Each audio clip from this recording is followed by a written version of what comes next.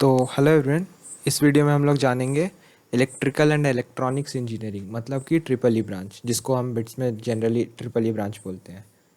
तो चलिए देखते हैं इसके बारे में। और तो जैसा कि आप देख सकते हैं कि जो ट्रिपल ई ब्रांच है यहाँ पे, ये हर एक कैंपस में है बिट्स की, चाहे पिलानी हो, गोवा हो, हैदराबाद हो या दुबई हो, चारों कैंपसेस में अवेलेबल है बीटेक के लिए बी। तो चलिए अब इसका कट ऑफ देख लेते हैं कि आखिरकार बिट्सैट में इसकी कट ऑफ कितनी रहती है। तो ये है कट ऑफ। पहले इसकी कट ऑफ इतनी जाती थी, अब आप ट्रेंड देख सकते हैं, पहले थोड़ा इंक्रीज़ हुआ, उसके बाद फिर डिक्रीज़ हुआ और अब इंक्रीज़ हुआ पिलानी कैंपस में। पिलानी कैंपस में इतना हाई इसलिए रहता है क्योंकि पिलानी कैंपस में पहले सीएस आता है, उसके बाद ईसी है नहीं वहाँ पे पिलानी कैंपस में। सो बेसिकली बच्चे इसे ही ऑप्ट करते हैं, ईसी है नहीं तो सीएस के बाद ट्रिपल ई को ही ऑप्ट करते हैं। इसीलिए अगर कंपैरिजन करें गोवा और हैदराबाद कैंपस में से, तो पिलानी कैंपस में हाई रहती है कट ऑफ। सो और अगर गोवा और हैदराबाद में भी देखें तो 310 और 308 रहती है। गोवा में ऐसा है कि पहले सीएस ज़्यादा प्रेफर किया जाता है, फिर ईसी, फिर इसे ही प्रेफर किया जाता है ट्रिपल ई को। उसके बाद ईएनआई या मैक को, इस बार ईएनआई को किया गया था लास्ट ईयर। कभी कभी मतलब 2017, 16, 15, 14 इन सब में मैक को किया जाता था ईएनआई से ऊपर। फिर उसके बाद मैक है, उसके बाद केमिकल है। ये गोवा कैंपस का मैं बता रहा हूँ, ये जो है गोवा कैंपस का है। और फिर बीच में कहीं कहीं डुअल डिग्रीज आते हैं, ऐसा नहीं है कि डुअल डिग्रीज नहीं है, मैं सिंगल डिग्रीज की बात कर रहा था इसीलिए मैंने बताया। डुअल डिग्रीज बीच में आते हैं, कहीं यहाँ आ जाते हैं, कभी यहाँ आ जाते हैं, कभी यहाँ कभी यहाँ, कहीं पे भी डुअल डिग्रीज आ सकते हैं। तो आपने ये ट्रेंड देखा और ये कट ऑफ देखा, तो इस हिसाब से आप अपना वो अनुमान या गैस लगा सकते हैं कि आपको कौन सा ब्रांच मिल सकता है इस कट ऑफ के बेसिस पे। तो चलिए अब कोर्स स्ट्रक्चर के बारे में पढ़ लेते हैं कि आखिरकार कोर्स स्ट्रक्चर है क्या। मतलब कि आप अगर 4 इयर्स का बीटेक कर रहे हैं, मतलब बी बैचलर ऑफ इंजीनियरिंग या बैचलर ऑफ टेक्नोलॉजी, तो आपको क्या क्या पढ़ना पड़ेगा 4 इयर्स के 10 ईयर में। चलिए देखते हैं। तो ये कोर्स स्ट्रक्चर है 4 इयर्स का बीटेक या बी डिग्री हम लोग बिट्स में बोलते हैं, बैचलर ऑफ इंजीनियरिंग। बीटेक और बैचलर ऑफ इंजीनियरिंग लगभग सेम है। तो ये है इलेक्ट्रिकल एंड इलेक्ट्रॉनिक्स ब्रांच का। तो जैसा कि मैंने अपने पहले की वीडियोस में बताया है कि फर्स्ट ईयर में सभी का कोर्स सेम रहता है, चाहे वो एमएससी बायोलॉजी का हो, एमएससी केमिस्ट्री का हो, कंप्यूटर साइंस का हो, इलेक्ट्रिकल का हो, मैकेनिकल का हो, कोई भी हो, 5 इयर्स वाला हो या 4 इयर्स वाला हो। 5 इयर्स मतलब एमएससी वाला और 4 इयर्स वाला मतलब बीटेक वाला, सबको जो कि 2019 या मान लीजिए 2020 में आप एडमिशन लेते हैं, तो सबको फर्स्ट ईयर में सेम कोर्स पढ़ना पड़ता है। सो मैं ब्रीफ कर देता हूँ, मैंने अपने पीछे की वीडियोस में भी बताया हुआ है फर्स्ट ईयर का। सो अगर आपने कोई भी एक वीडियो देखी है तो आप इतना पार्ट स्किप कर सकते हैं। सो मैं बस जल्दी जल्दी ब्रीफ कर देता हूँ इसके बारे में। बायोलैब और जनरल बायोलॉजी में आपको 11th 12th में जो बहुत बच्चे बायोलॉजी पढ़ के आते हैं, तो वही चीज़ पढ़नी पड़ेगी। और ज़्यादातर नहीं पढ़ के आते हैं, मैं भी उसमें से था जो नहीं पढ़ के आया था। सो वो लोग, उन लोगों को बहुत दिक्कत नहीं होती, मतलब दिक्कत ही नहीं होती बिल्कुल, बहुत बेसिक से पढ़ाया जाता है और सब कुछ स्टार्टिंग से समझाया जाता है। फिर आते हैं हम लोग केमिस्ट्री लैब और जनरल केमिस्ट्री में। केमिस्ट्री लैब में बेसिकली वही आपको 11th 12th की जो केमिस्ट्री थी उसका यूज़ करके एक्सपेरिमेंट्स करवाया जाता है। और जनरल केमिस्ट्री में वही फिजिकल केमिस्ट्री ऑर्गेनिक और इनऑर्गेनिक रहती है। इनऑर्गेनिक में आपको इन सॉल्ट्स या कोऑर्डिनेशन कंपाउंड्स के बारे में पढ़ाया जाता है। ऑर्गेनिक में आइसोमेरिज्म और बेसिक SN1 SN2। और फिजिकल में इक्विलिब्रियम, थर्मोडायनेमिक्स, काइनेटिक्स, ये सब पढ़ाया जाता है। अब आते हैं मैथ्स वन में। मैथ्स वन में आपको कैलकुलस पढ़ाया जाएगा डिटेल में, कुछ कुछ नए टॉपिक्स भी रहेंगे और 11th 12th का ज़्यादातर रहेगा। बाकी फिजिक्स लैब और मैकेनिक्स ऑसिलेशंस भी आपकी 11th 12th वाली बेसिक वही सब रहेंगी लगभग चीज़ें। फिर आते हैं इंजीनियरिंग ग्राफिक्स पे। ये आपके लिए नया रहेगा क्योंकि इसमें आपको बेसिकली नए सॉफ्टवेयर सिखाए जाएंगे ऑटोकैड करके। मैकेनिकल वालों को काम आता है बाद में। उससे क्या करना होता है, ड्राइंग करनी होती है कंप्यूटर पे 2D या 3D में। लाइक 3D अगर बिल्डिंग है तो उसको 2D में कैसे ड्रॉ करोगे, और 2D अगर फिगर है तो उसको 3D में कैसे करोगे, वो सब सीखना होता है। फर्स्ट ईयर के सेकेंड सेमेस्टर में मैथमेटिक्स 2 आता है, जिसमें कि लीनियर अलजेब्रा और कॉम्प्लेक्स नंबर पढ़ना पड़ता है।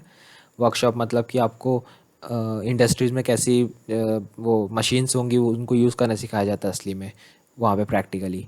कंप्यूटर प्रोग्रामिंग सी लैंग्वेज सिखाया जाएगा और बेसिक कंप्यूटर सिखाया जाएगा। इलेक्ट्रिकल साइंसेस, इलेक्ट्रिकल साइंसेस में आपको बेसिकली वही 11th 12th का सर्किट सॉल्व करना सिखाया जाएगा। और सेमीकंडक्टर्स रहेगा, डायोड्स, सेमीकंडक्टर, ये सब चीज़ें। टेक्निकल रिपोर्ट राइटिंग में एकेडमिक राइटिंग और राइटिंग वाला रहेगा, लेटर और वो सब स्पीच मतलब आप लिखते थे ना वैसे ही उसी से रिलेटेड रहेगा इसमें। प्रोबेबिलिटी और स्टैटिस्टिक्स में प्रोबेबिलिटी बेसिकली 11th-12th वाला आधा रहेगा और आधा नया आपको पढ़ना पड़ेगा, अलग अलग डिस्ट्रीब्यूशंस, नॉर्मल और वो सब। फिर स्टैटिस्टिक्स ये नया रहेगा।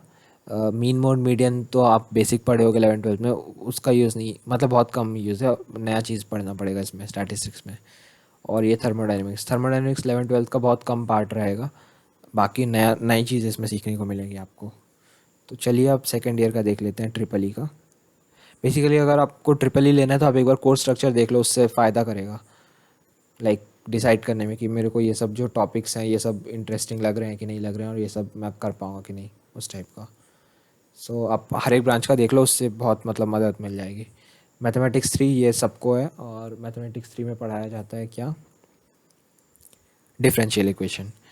अब ह्यूमैनिटीज़ इलेक्टिव्स बेसिकली होता क्या है कि बहुत सारे आपको टॉपिक्स दे दिए जाएंगे, उनमें से आपको चूज़ करना होगा कि मैं इनमें से क्या पढूं। बेसिकली वो आर्ट्स के होते हैं, अगर आप देखना चाहो तो मैं दिखाता हूँ, एक सेकेंड। एग्जांपल ये सब है ह्यूमैनिटीज़ इलेक्टिव्स, आप ये सब देख सकते हो।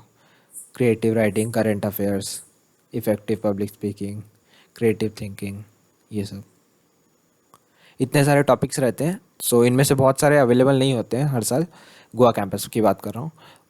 फिर भी बहुत सारे पूल रहते हैं अवेलेबल, उनमें से आपको चूज़ करना होता है, ठीक है।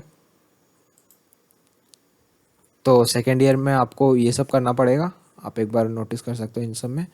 अब जब सेकेंड ईयर कंप्लीट हो जाएगा उसके बाद आपको प्रैक्टिस स्कूल में जाना होगा, पीएस जिसको हम कहते हैं। पीएस मतलब होता है बेसिकली आप इंटर्नशिप टाइप का होता है।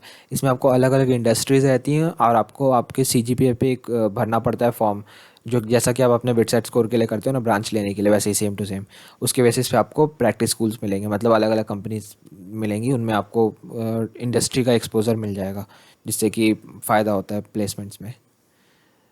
कंपलसरी नहीं होता है बट ज़्यादातर बच्चे इसे करते हैं, लगभग सब करते हैं। और इसकी एक्स्ट्रा फीस लेते हैं, मतलब कॉलेज एक्स्ट्रा फीस लेते हैं इसकी। चलिए अब थर्ड ईयर की देख लेते हैं। थर्ड ईयर में ये सब चीज़ें हैं, आप नोट कर सकते हैं। और ह्यूमैनिटीज़ इलेक्टिव्स और ओपन इलेक्टिव्स मतलब होता है कि आप किसी और ब्रांच का कुछ पढ़ सकते हैं। मान लो आपको सीएस में पढ़ना था डेटा स्ट्रक्चर, वो आप यहाँ पे पढ़ सकते हैं। 4 to 6 क्रेडिट, मतलब मान लो आपका एक टॉपिक 3 क्रेडिट का है, क्रेडिट मतलब कि उसका वेटेज कितना है आपके सीजीपीए पे, तो आप 2 पढ़ सकते हो ओपन इलेक्टिव्स इस थर्ड ईयर में, फर्स्ट सेमेस्टर में। आप 2 कोई सभी सीएस का कोर्स या फिर मैकेनिकल कोर्स, केमिकल का कोर्स, कुछ भी आपको जो पसंद है वो आप पढ़ सकते हो, और वो आपके सीजीपीए में ऐड हो जाएगा। डिसिप्लिन इलेक्टिव, 3 इलेक्टिव्स होते हैं बेसिकली, डिसिप्लिन, ओपन और ह्यूमैनिटीज़। डिसिप्लिन में क्या होता है कि आपका जो ब्रांच होता है उसी से पढ़ना पड़ता है। डिसिप्लिन फॉर एग्जांपल इसमें ट्रिपल ई है, तो आपको ट्रिपल ई से ही पढ़ना पड़ेगा। अगर आप कुछ देखना चाहो डिसिप्लिन में तो मैं दिखा देता हूँ।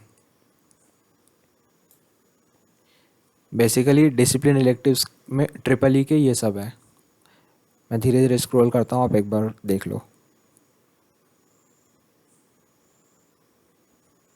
फिर यहाँ से ये ईसी के आ जाते हैं, ये जो है ये ट्रिपल ई के डिसिप्लिन इलेक्टिव्स हैं, यहाँ से ये और ये वाले ऊपर से। ये कोर है, कोर मतलब ये सब आपको करने ही पड़ेंगे, ये आपकी कंपलसरी है।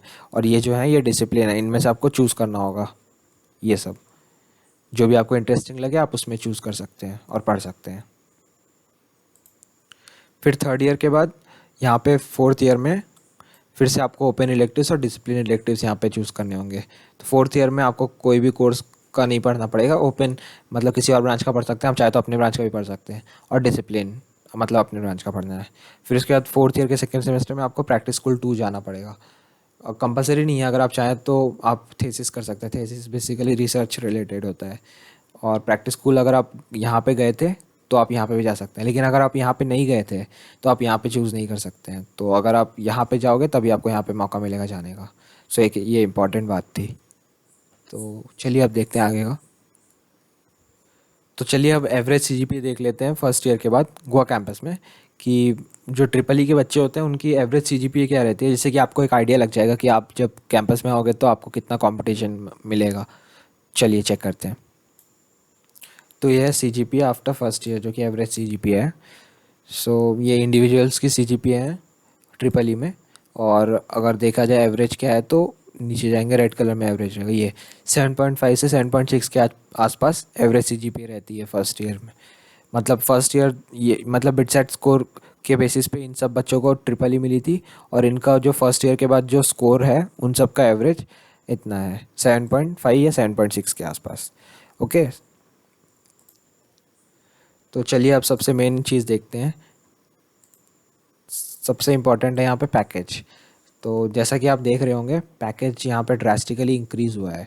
लाइक 2016-17 में 10.2 के आसपास था, 2017-18 में 11.8 के आसपास था, लेकिन 2018-19 में बहुत ज़्यादा बढ़ के 15.3 लाख पर एनम हो गया है। तो ये अच्छा खासा इंक्रीज़ है, 10.2 से 11.8 और 15.3। ऑल्सो एक और इम्पॉर्टेंट चीज़, जो सर्किटल ब्रांच होती हैं elect EC, triple E, ENI, इनको जो कंप्यूटर साइंस वाली ये सॉफ्टवेयर कंपनीज आती हैं वो थोड़ा ज़्यादा प्रेफरेंस देती है as compare to mechanical, civil और केमिकल के बच्चों को। क्योंकि ट्रिपल ई में एक वो रहता है, लाइक आपने देखा होगा डिसिप्लिन इलेक्टिव्स, वो मैंने कोर्स सेक्शन में बताया था डिसिप्लिन इलेक्टिव्स के बारे में। तो उनका जो डिसिप्लिन इलेक्टिव्स रहता है उसमें भी सीएस के कोर्सेज कुछ रहते हैं। तो एक लिमिट होता है कि आप इतने डिसिप्लिन इलेक्टिव या इतने ओपन या इतने ह्यूमैनिटीज़ कर सकते हो। तो ओपन तो वो कर लेंगे सीएस के कोर्सेज, प्लस अगर वो चाहें तो वो अपने डिसिप्लिन कोर्सेज में भी सीएस के कोर्स कर लेते हैं। तो ऐसा प्रॉफिट हो जाता है, प्लस सीट्स और बहुत कुछ, मतलब कंपनीज भी प्रेफर करती हैं अगर सीएस के ब्रांच में जाना है किसी को। सो ये एवरेज था। तो इस वीडियो के लिए बस इतना ही। अगर आपको ये अच्छा लगा तो आप लाइक या सब्सक्राइब भी कर सकते हैं।